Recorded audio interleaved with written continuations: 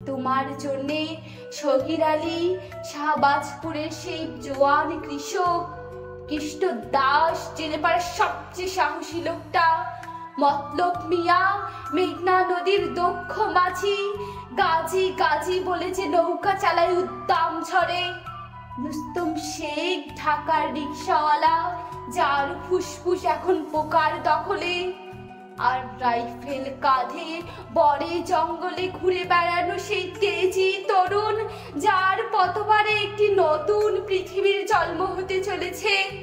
সবাই অধীর প্রতীক্ষা করছে তোমার জন্যে।